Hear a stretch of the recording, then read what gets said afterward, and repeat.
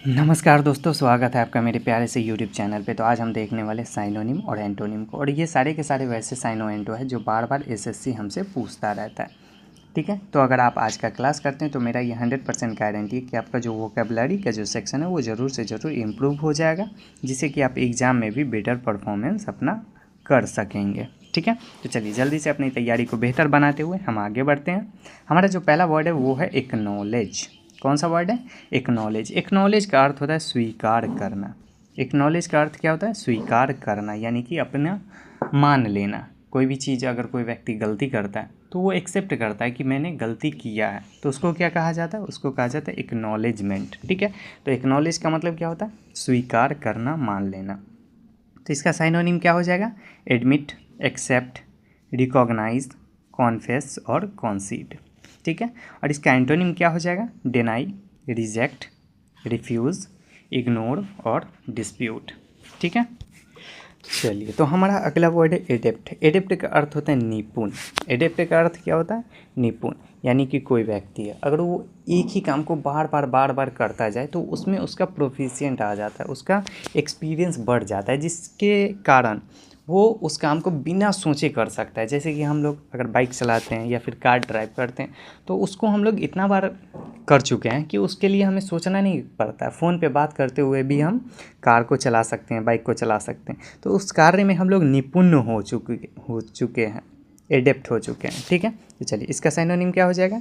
Skilled, expert, proficient और experienced. इसका antonym क्या हो जाएगा? इनकॉम्पिटेंट, अनस्किल्ड, इनेप्ट और क्लमसी। ठीक है, चलिए हमारा अगला वर्ड है एलिविएट। कौन सा वर्ड है? एलिविएट। एलिविएट का अर्थ होता है कम करना। एलिविएट का अर्थ क्या होता है?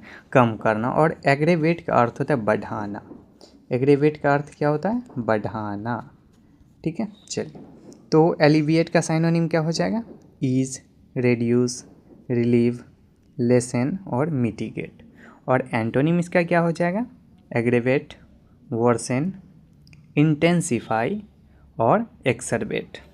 ठीक है, चलिए हमारा अगला वर्ड है एम्बीवेलेंट। कौन सा वर्ड है? एम्बीवेलेंट। एम्बीवेलेंट का मतलब होता है दोहरी भावना, यानी कि कई बार ऐसा सिचुएशन बन जाता है कि हमें समझ में नहीं आता कि या तो यस बोलना है या नो बोलना है, और हम बीच में फंसे रह जाते हैं। ठीक है, तो इसी को कहा जाता है एम्बीवेलेंट, यानी कि दोहरी भावना। समझ में नहीं आता कि क्या करना है क्या नहीं करना है। ठीक है, तो चलिए एम्बीवेलेंट का साइनोनिम क्या हो जाएगा? अनश्योर, कॉन्फ्लिक्टेड, डाउटफुल और हेजिटेंट। इसका एंटोनिम क्या हो जाएगा? सर्टेन, क्लियर, डिसाइडेड और फर्म। ठीक है, चलिए हमारा अगला वर्ड है ऑडेसियस। कौन सा वर्ड है? ऑडेसियस। ऑडेसियस का अर्थ होता है साहसी या निर्भीक, यानी कि जो बिना डरे कोई भी काम कर सकता है उसको कहा जाता है साहसिक। तो इसका साइनोनिम क्या हो जाएगा? बोल्ड, डियरिंग, फियरलेस और ब्रेव। और इसका एंटोनिम क्या हो जाएगा?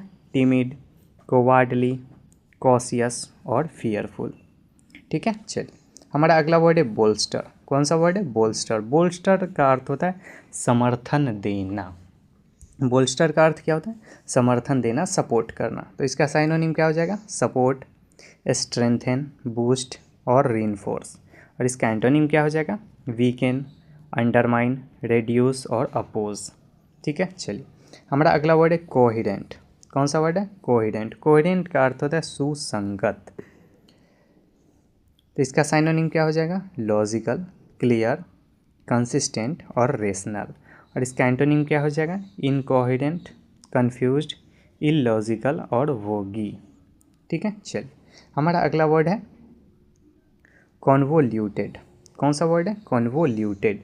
इसका अर्थ होता है जटिल, यानी कि उलझा हुआ।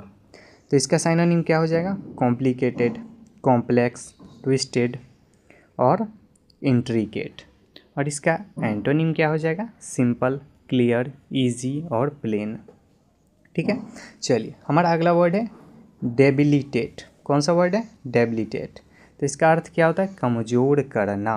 तो इसका साइनोनिम क्या हो जाएगा? वीकेन, एक्सॉस्ट, ड्रेन और इनफीबल। इसका एंटोनिम क्या हो जाएगा? स्ट्रेंथन, इनर्जाइज, बूस्ट और फोर्टिफाई। ठीक है, चलिए हमारा अगला वर्ड है डिसर्न। कौन सा वर्ड है? डिसर्न। डिसन का अर्थ होता है पहचानना। डिसन का अर्थ क्या होता है? पहचानना। तो इसका साइनोनिम क्या हो जाएगा? रिकॉग्नाइज, डिटेक्ट, परसीव और नोटिस। और इसका एंटोनिम क्या हो जाएगा? मिस, इग्नोर, ओवरलुक और कन्फ्यूज़। ठीक है, चलिए हमारा अगला वर्ड है एल्यूसिव। कौन सा वर्ड है?